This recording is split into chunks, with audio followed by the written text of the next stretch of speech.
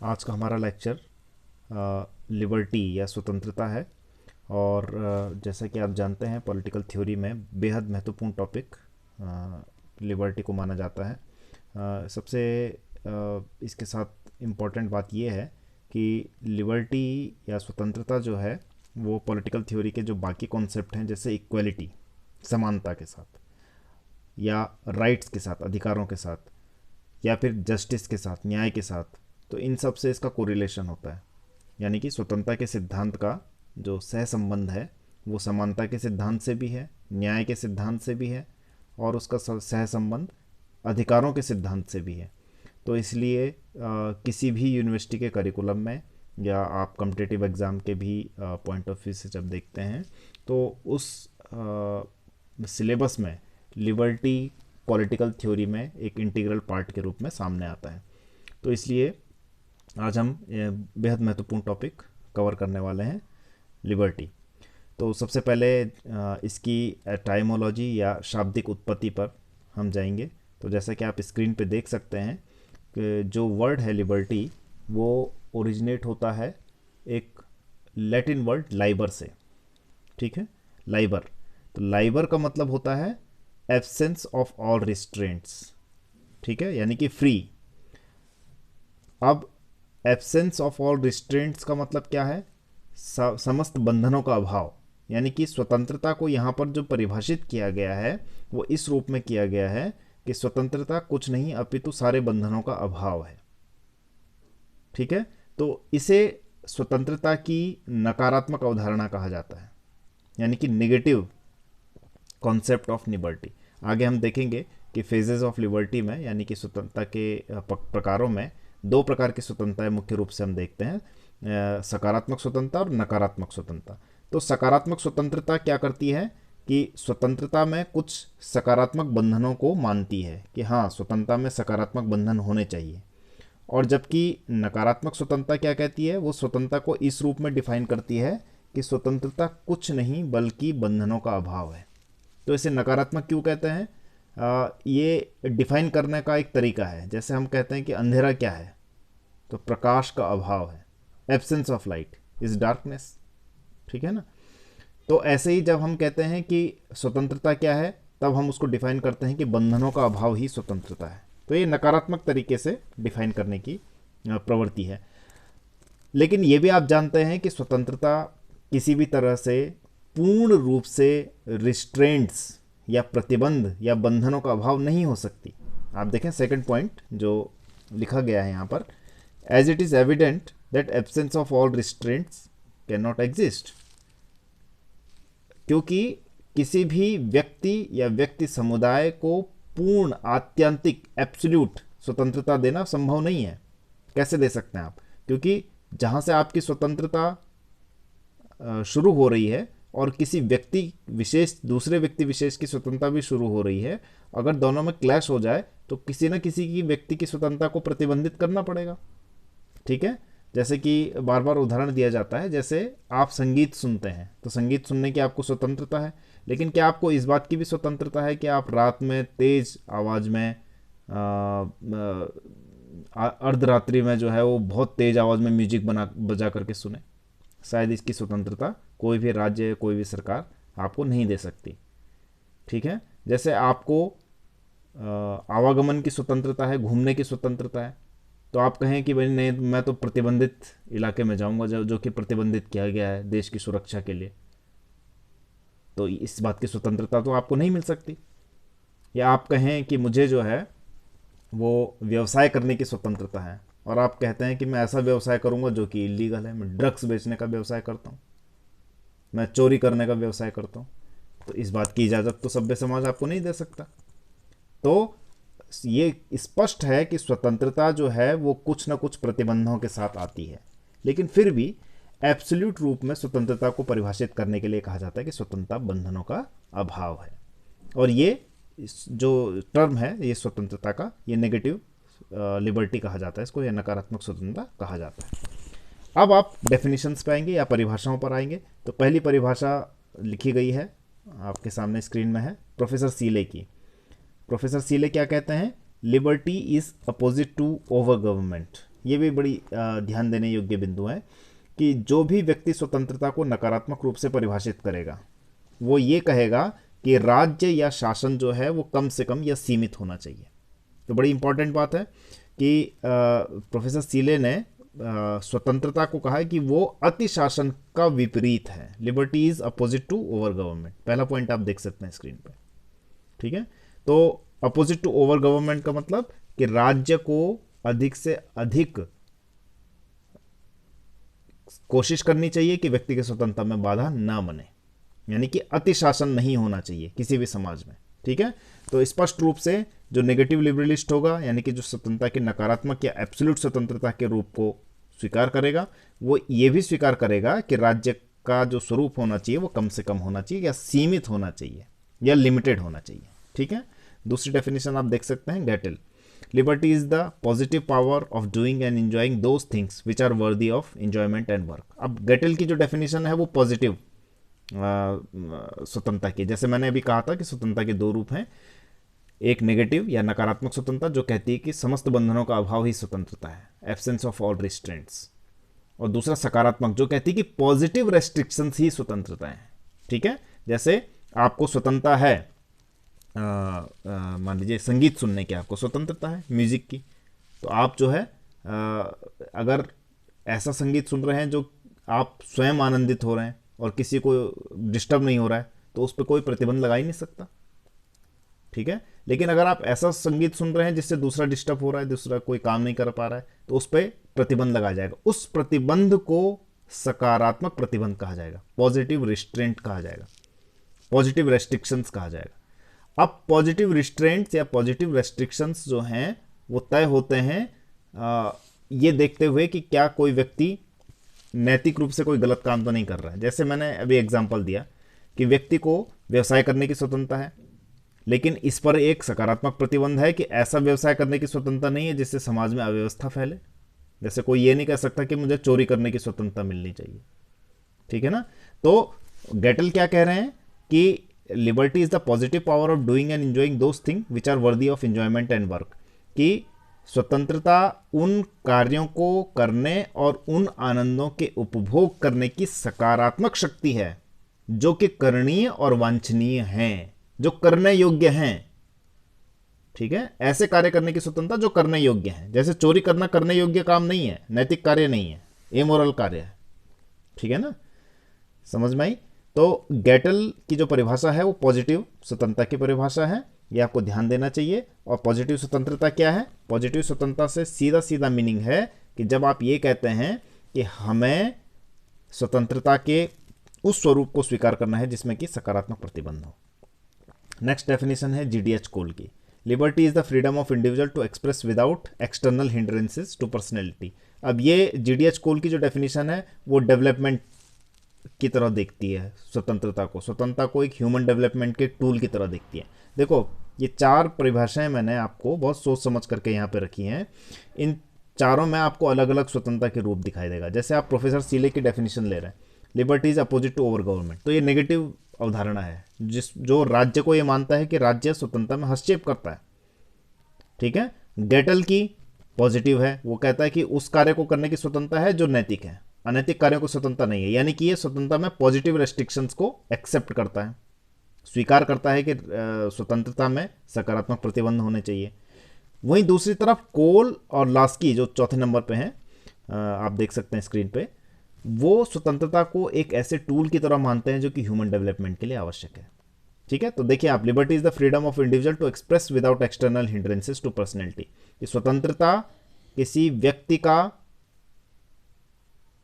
व्यक्ति के व्यक्तित्व के विकास के लिए आवश्यक एक ऐसा उपकरण है जो कि व्यक्ति अपने आप को, जिससे कि व्यक्ति अपने आप को अभिव्यक्त कर सके, ठीक है। तो स्वतंत्रता को किस रूप में मानते हैं? पर्सनैलिटी डेवलपमेंट के रूप में। और ये बात जो है वो चौथे पॉइंट में प्रोफेसर लास्की के उस डेफिनेशन में और ज़्यादा क्लियर होती है।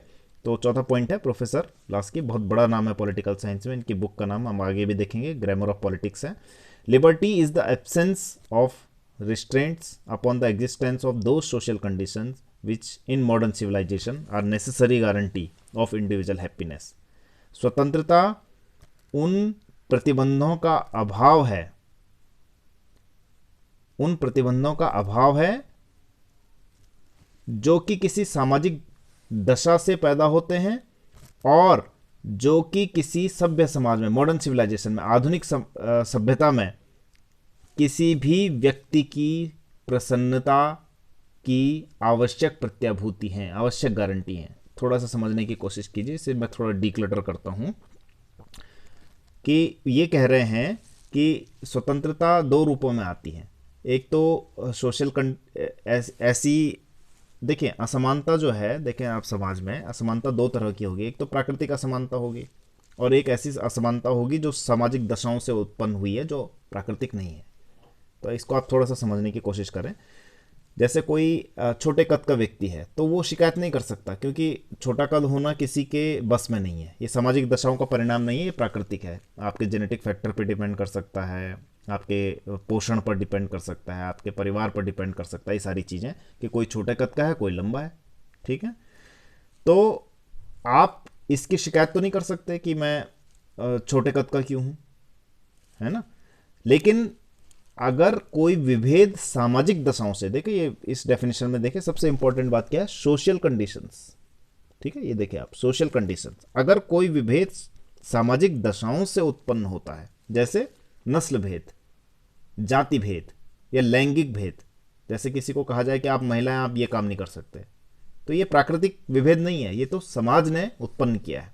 या किसी को कहें कि आप इस नस्ल के हैं तो आप ये काम नहीं करेंगे, या आप इस जाति के हैं तो आप ये काम नहीं करेंगे, तो ये जातिगत, नस्लगत और लैंगिक विभेद जो हैं, ये सामाजिक दशाओं से उत्पन्न हुए हैं। ठीक है, तो उन सामाजिक दशाओं पर नियंत्रण, और उन सामाजिक दशाओं पर इस तरीके से नियंत्रण कि वो व्यक्ति की प्रसन्नता में बाधा ना बने, यही स्वतंत्रता है लॉस्की के अनुसार। क्योंकि ये जो सामाजिक दशाएं हैं जो व्यक्ति व्यक्ति में विभेद करते हैं, जो प्राकृतिक नहीं है, उनके होने से व्यक्ति की स्वतंत्रता कहीं ना कहीं बाधित होती है। तो निश्चित रूप से जब आप उन सामाजिक दशाओं पर प्रतिबंध लगाएंगे जो कि व्यक्ति की प्रसन्नता में बाधा बनती हैं, जैसे जाति भेद हो गया, या नस्ल भेद है, या लैंगिक विभेद है, या क्षेत्रगत विभेद है, तो राज्य को काम करना पड़ेगा। तो ये पॉजिटिव स्वतंत्रता क्या उदाहरण है कि आपको एब्सोल्यूट फ्रीडम नहीं है, बल्कि फ्रीडम कुछ रिस्ट्रेंट के साथ आएगी, कुछ रेस्ट्रिक्शंस के साथ आएगी। ठीक है, तो ये डेफिनेशन है। नेक्स्ट स्लाइड पे आप चलते हैं, फेजेस ऑफ लिबर्टी पे। तो लिबर्टी के दो फेजेस माने जाते हैं, जैसे कि मैंने अभी जिक्र किया, एक नेगेटिव और एक पॉजिटिव। देख सकते हैं आप स्क्रीन पे कि negative liberty means the concept of liberty which defines liberty as absence of all restraints. कि नेगेटिव लिबर्टी एक लिबर्टी की ऐसी अवधारणा है जो कि ये मानती है कि स्वतंत्रता का मतलब है समस्त प्रतिबंधों का अभाव। Actually, liberty has to accept some restraints and it cannot be absolute. But this concept of liberty was historical outcome of reaction against tyrant monarchies of Middle Ages and initiation of industrial evolution in Europe as well. हम ये कह रहे हैं कि स्वतंत्रता तो absolute हो ही नहीं सकती, किसी को पूर्ण स्वतंत्रता तो मिल ही नहीं सकती। लेकिन ये पूर्ण स्वतंत्रता की बात कहाँ से आई? वो इसलिए आई क्योंकि मध्य युग में जो निरंकुश राजतंत्र थे उनके खिलाफ एक आवाज़ उठी, और जब उनके खिलाफ आवाज़ उठी तो लोगों ने कहा कि राज्य को बिल्कुल काम नहीं करना चाहिए कोई भी ऐसा जिससे कि व्यक्ति की स्वतंत्रता में बाधा पहुंचे। तो वहां से फिर नेगेटिव लिबर्टी की बात आई कि व्यक्ति को खुला छोड़ दो, व्यक्ति को सारे प्रतिबंधों से मुक्त कर दो। तो वहां से नेगेटिव लिबर्टी की बात आई। एक्चुअली वो एक रिएक्शन था, जो वहाँ की उस समय की मोनार्कीज थी, उस समय के राजतंत्र थे, उनके खिलाफ एक रिएक्शन था। मैं आपको पढ़ा चुका हूँ डेमोक्रेसी के चैप्टर में कि 1688 में जो ग्लोरियस रिवॉल्यूशन हुई, तो वहाँ लोगों ने क्या कहा? वहाँ लोगों ने यही कहा कि निरंकुश राजतंत्र ब्रिटेन में अब नहीं चलेगा, संसद का कानून चलेगा। जैसे फ्रांस की क्रांति हुई 1789 में, तो वहाँ भी लुई के खिलाफ जो है, राजतंत्र के खिलाफ, निरंकुश राजतंत्र के खिलाफ एक क्रांति हुई।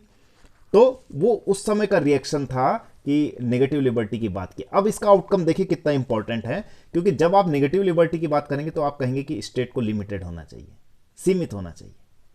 ठीक है, तो वहीं स्टेट भी सीमित हो गया। और दूसरा सबसे बड़ा कारण था इंडस्ट्रियल रिवॉल्यूशन का। अब इंडस्ट्रियल रिवॉल्यूशन को थोड़ा सा मैं प्रकाश डालूं आप पे 1790 से 1840 के बीच में यूरोप में औद्योगिक क्रांति होती है, इंडस्ट्रियल रिवॉल्यूशन होती है। ये क्या थी? ये थी कि मशीनों से हम उत्पादन करेंगे, हाथों से उत्पादन अब नहीं होगा। तो आप जानते हैं इस बात को कि स्टीम इंजन का आविष्कार हुआ उसी दौर में जेम्स वाट के द्वारा, और बहुत सारे नीटिंग मशीन, कपड़ा बुनने की जो मशीन थी, और बहुत सारी मशीनें जो है डेवलप हुई। तो इंडस्ट्रियल रिवॉल्यूशन के समय पे क्या हुआ कि उद्योग जो है बहुत तेजी से बढ़े, क्योंकि अर्थव्यवस्था बहुत तेजी से बढ़ी। और जब उद्योग तेजी से बढ़े तो लोगों ने उद्योग धंधे की, व्यवसाय करने की स्वतंत्रता राज्य से मांगी कि राज्य को जो है बहुत ज़्यादा हस्तक्षेप आर्थिक गतिविधियों में नहीं करनी चाहिए।